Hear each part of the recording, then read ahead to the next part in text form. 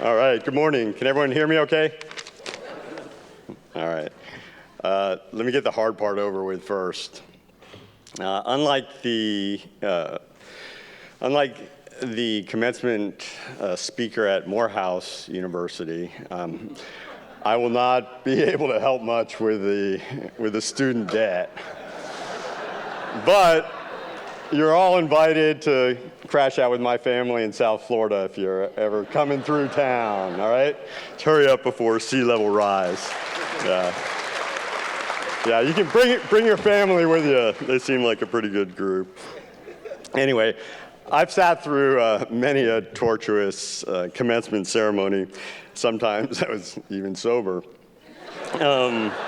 But when I was able to stay awake, it was usually a core message about risk-taking, follow your dreams, your passions, et cetera, et cetera. You know, maybe one day you could even have your own TED Talk or some noble goal like that. But you're graduating from the College of Creative Studies. You've already proved your nonconformist capabilities. Some of you have even resisted societal pressure for multiple tattoos, which I thought was not easy in this day and age. So I'm going to stick with some practical advice to start off with. Surround yourself with people smarter than you, which has been very easy in my case. Don't text and drive. And as one of my close friends who speaks from experience regularly reminds my children, only one crime at a time. All right? So, there we go, okay. So I was, as Bruce just mentioned, I was talking to my family before coming out here, and it dawned on me that I actually gave the student address when I graduated from CCS. But it wasn't for any academic or scholarship reasons. I was sitting there, blending in with the crowd, and the brainiac woman who was supposed to give the address at the very last minute got stage fright. And as she was walking towards the stage, she said, "I can't do it," and she handed me her notes. So I've been riding people's tailcoats ever since. But, and it does show you, just surround yourself with smart people, and I guess it works out. But it did, and ironically, I'm here, I wasn't nervous then, it was in the, no brain, no headache stage of life.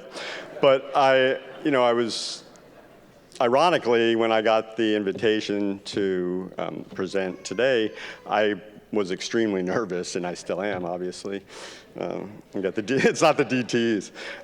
So I was reminded of those sociological studies that have been repeated in America where people are asked what's their number one fear. It tends to be public speaking, with number two being death. And I think it was the comedian, I think it was Jerry Seinfeld, who made the astute observation that at funerals, most people would rather be in the casket than giving the eulogy.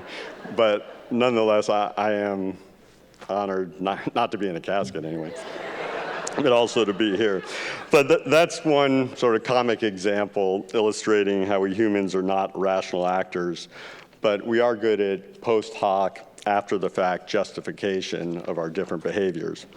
And sometimes we do it through science, sometimes we're reminded through the arts of our rational assumptions. As James Baldwin noted, the purpose of art is to lay bare the questions that have been hidden by the answers.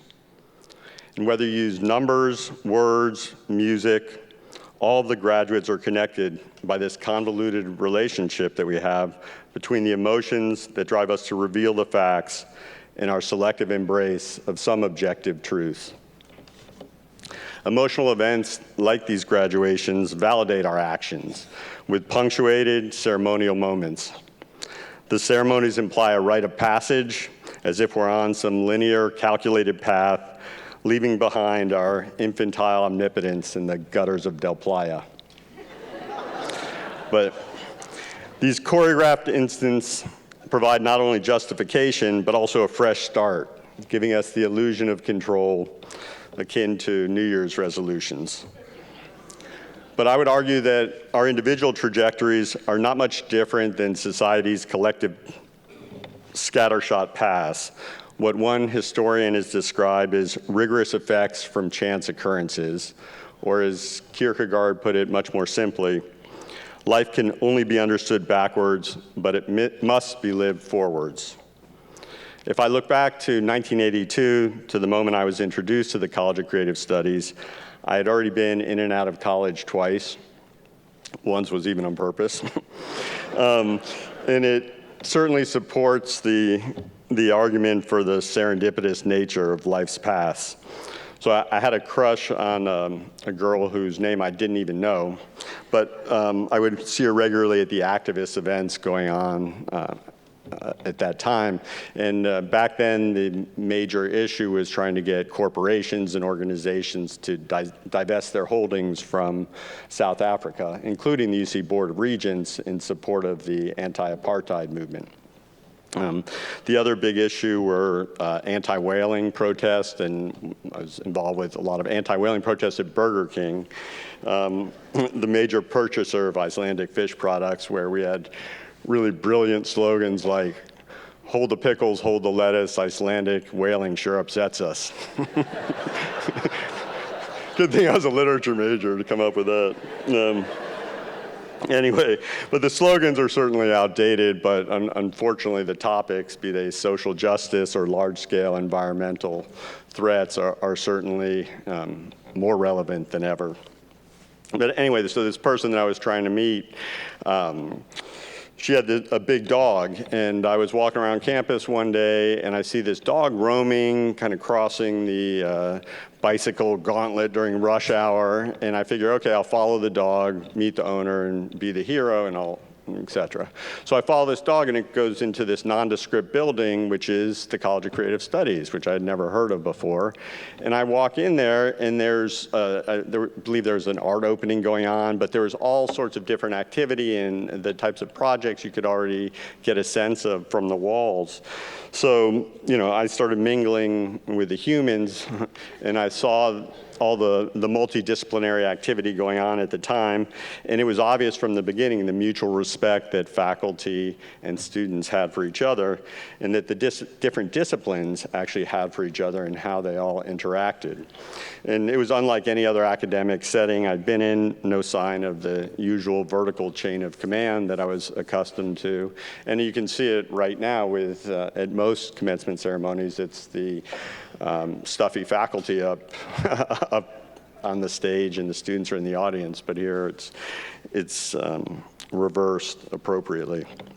But anyway, to top it off, I also found out there were no grades, which again were never my strong point. But my path since CCS has been comparatively random, with a common thread being the struggle to understand how we humans, given our cognitive quirks, interact with the environments that we rely on.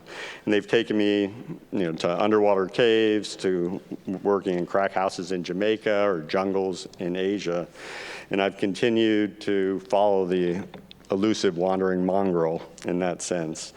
But the mind-opening perspectives that I gained at CCS really set the stage to contribute to a diversity of experiences, and I'll forever be indebted to the faculty and to my fellow peers at CCS.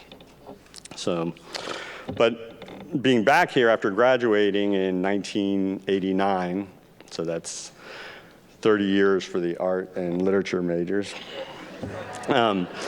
Ooh, had to get that in there. I have to admit that I underestimated the strength of sort of the nostalgic wave that I've been experiencing the last couple days. And generally nostalgia has a negative connotation, or at least ambivalent. And as they say, if you live in the past, it's depression, but if you live in the future, it's anxiety.